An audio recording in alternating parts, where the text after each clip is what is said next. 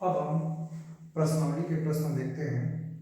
इसमें सबसे पहला प्रश्न दिया हुआ है, निम्न संख्याओं के जोड़े बनाकर ये बताइए कि ये पूर्ण वर्ग है अथवा नहीं। सबसे पहला संख्या हमारे पास दिया गया है 164। तो 164 का हम अभाज्य गुणनखंड विधि द्वारा यह ज्ञात करेंगे कि यह पूर्ण वर्ग है या नहीं है। तो चलिए सबसे पहले शुरू करते हैं 164 का। हम सबसे छोटी संख्या अभाज्य संख्या 2 से भाग देंगे। 2 से भाग देंगे तो कुछ 16 जो है 8 से जाएगा, और ये 2 से, ये 2 से देंगे, ये हमारे पास 41 बच गया। और चूंकि 41 हम जानते हैं कि एक अभाज्य संख्या है, तो इसलिए इसके आगे भाग नहीं जाएगा। तो इसका जो गुणनखंड होगा 164 का वह 2 × 2 × 41 होगा। तो इससे ये पता चलता है कि 2 का जोड़ा है किंतु 41 का जोड़ा नहीं है। इसलिए हम ये कह सकते हैं कि 164 जो है वह पूर्ण वर्ग नहीं है। अगला हम देखते हैं 121 क्या पूर्ण वर्ग है या नहीं है। इसका भी हम एक को करेंगे, डिवाइड करेंगे 1 to 1। ये जो संख्या है वह 11 से डिवाइड होगी, तो 11 से डिवाइड करेंगे तो 11 आएगा यहाँ पे। तो इस प्रकार हम देखते हैं कि 121 जो है वो 11 का वर्ग है एवं यह पूर्ण वर्ग है। और भी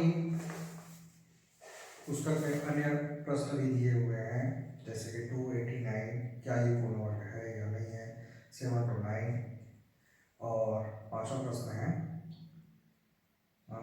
1100 क्या ये पूर्ण वर्ग है या नहीं है। आप इसको कॉपी में बना कर देखिए क्या यह पूर्ण वर्ग है या नहीं है। कमेंट सेक्शन में आप बताएंगे कि क्या यह पूर्ण वर्ग है या नहीं है।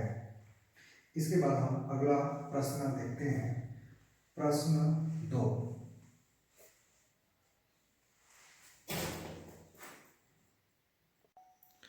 प्रश्न क्रमांक 2 में हम देखते हैं कि पूछा गया है निम्न संख्याओं के पूर्ण वर्ग न होने का कारण बताइए। सबसे पहला दिया हुआ है 12,000, इसके बाद दिया हुआ है 1227, उसके बाद 790, 1482 और 1,65,000 दिया हुआ है। तो हम सबसे पहले 12,000 को देखते हैं कि वह पूर्ण वर्ग है या नहीं है। इसके लिए हमने 12,000 को भाग दिया है। सबसे बड़ी संख्या क्योंकि शून्य है तो हम 10 से भाग दे देते हैं, एक एक जीरो घटाते जाते हैं। सबसे पहले भाग देते हैं तो 1200 आता है, फिर 10 से भाग देते हैं 120 आता है, फिर 2 से भाग देते हैं 12 आता है, 6 आता है, फिर 2 से भाग देते हैं 3 आता है। तो इस प्रकार से इसका गुणनखंड कुछ इस प्रकार से होगा 10 × 10 × 10 × 2 × 2 × 3। तो इसमें हम देखते हैं कि 10 का तो जोड़ा है, 2 का भी जोड़ा है, किंतु 10 और 3 का जोड़ा नहीं है।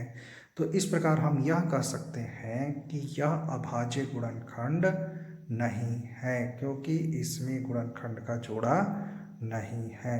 ठीक इसी प्रकार से हमें 1227 का भी करना है, 790 का भी करना है, 1482 का भी करना है और 1,65,000 का भी करना है। प्रश्न क्रमांक 3 में हम देखेंगे कि निम्न संख्याओं में से किन संख्याओं का वर्ग सम संख्या एवं किन संख्याओं का वर्ग विषम संख्या है। तो ये जानना बहुत ही आसान है कि इस संख्या का वर्ग सम होगा और इस संख्या का वर्ग विषम होगा। देखिए सम संख्या का वर्ग सम संख्या होता है और विषम संख्या का वर्ग हमेशा विषम संख्या होता है। जैसे कि मैं आपको बताऊं, 1 का वर्ग 1 होता है, 2 का वर्ग 4 होता है, 3 का वर्ग 9 होता है। तो हम यहाँ पे देखते हैं कि एक विषम संख्या है, उसका वर्ग हमेशा विषम होता है, 1 होता है। 3 विषम संख्या है, उसका वर्ग 9 जो कि विषम संख्या है। तो ठीक इसी प्रकार 14 सम संख्या है, तो इसका वर्ग क्या होगा, सम संख्या होगा। ये एक विषम संख्या है, इसका वर्ग विषम होगा। ये सम होगा, ये विषम होगा। ये बहुत ही आसान है, जो संख्या विषम है उसका वर्ग भी विषम होगा, जो सम है उसका वर्ग सम होगा।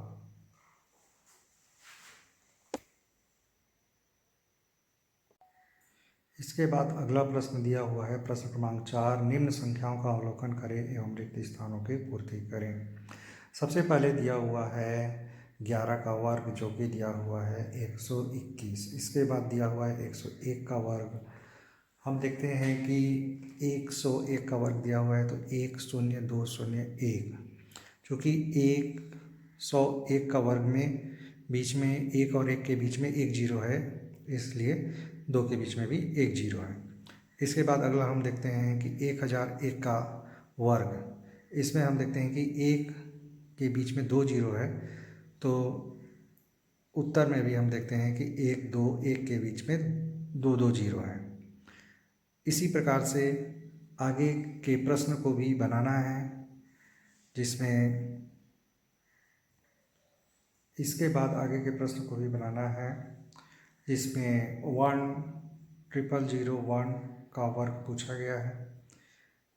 इसमें ऊपर के प्रश्नों को देखना है और उसके ध्यानपूर्वक अवलोकन करके इसका उत्तर बनाना है। तो इसका उत्तर आप कमेंट में मुझे देंगे, कमेंट में आप इसका उत्तर दें और साथ ही साथ हमारे चैनल को लाइक करें, सब्सक्राइब करें। सब्सक्राइब करने के लिए बेल का बटन दबाएं और इसे शेयर करना ना भूलें। धन्यवाद।